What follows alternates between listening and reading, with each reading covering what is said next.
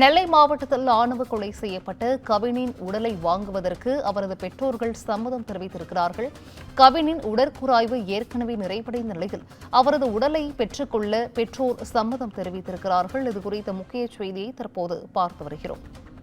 கூடுதல் விவரங்களை செய்தியாளர் சிவகுமார் வழங்கிட கேட்கலாம். சிவகுமார், வணக்கம். கவினின் உடலை வாங்குவதற்கு அவரது பெற்றோரின் தரப்பிலிருந்து சம்மதம் தெரிவிக்கப்பட்டிருக்கிறது. இது குறித்தான முழு விவரங்கள் சிவகுமார்.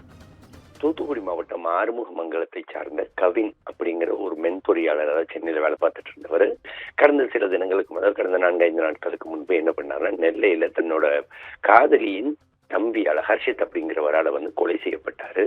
இருவரும் வெவ்வேறு சமூகத்தை சார்ந்தவங்க அப்படிங்கிற ஒரு சூழ்நிலையில இது ஆணவ கொலை அப்படின்னு சொல்லி முதல் கட்டமாக தகவல் அடிப்படையில் வழக்கு பதிவு செய்யப்பட்டு ஹர்ஷித் தானால ஏற்கனவே சரண்டர் ஆயிருந்தாரு.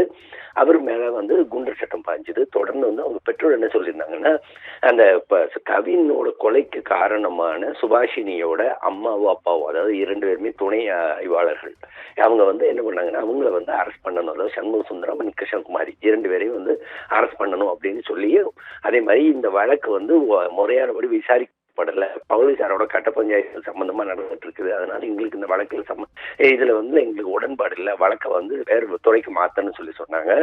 இதனை அடுத்து பாத்தீங்கன்னா அந்த கேஸை சிபிசிஐடி கைவசம் ஒப்படைக்கப்பட்டு நேற்று அவங்க விசாரணையை துவங்க ஆரம்பிச்சிட்டாங்க.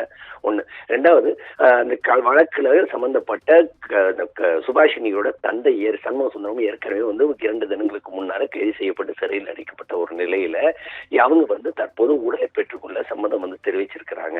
அதாவது கடந்த 5 தினங்களுக்கு மேலாக தமிழகம் முழுவதுமே உலுக்கி வந்த ஒரு கொலை வழக்குன்னு சொல்ல போற அந்த கவினோட ஆணவ கொலை வழக்கு சொல்லலாம். அதாவது வர வைத்து அந்த பையன், அந்த திருநெல்வேலிக்காக மருத்துவ சிகிச்சைக்கு தனது உறவினர்களை அழைத்து வந்த நிலையில கவின் தன்னோட காதலி சுபாஷினியோட தம்பி ஹர்ஷித்தால படுகொலை செய்யப்பட்டார். நடு ரோட்ல படுகொலை செய்யப்பட்ட ஒரு சூழ்நிலை மிகுந்த ஒரு பதட்டத்தை ஏற்படுத்துச்சு. இந்நிலையில அவரது உடலை பெற்றுக் கொள்றதுக்கு நிறைய கண்டிஷன்ஸ் வச்சாங்க.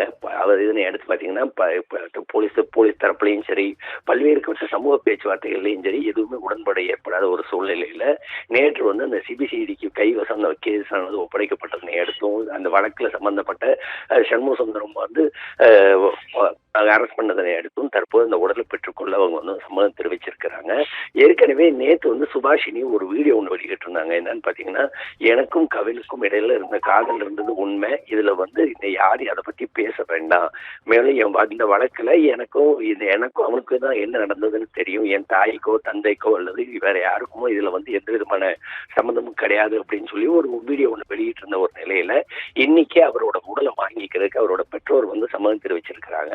சம்பவம், அதாவது கொலை நடந்த 5 நாட்களுக்கு முன்பு கொலை நடந்த அப்பவே அவரோட உடல் உடல் கூறு செய்யப்பட்ட ஒரு சூழ்நிலையில அவரது உடலை இன்னைக்கு பெற்றுக்கொள்ள அவர்களது உறவினர்கள் சம்மதம், அவங்க பெற்றோர் சம்மதம் தெரிவிச்சிருக்கிறாங்க. சிந்துஜா,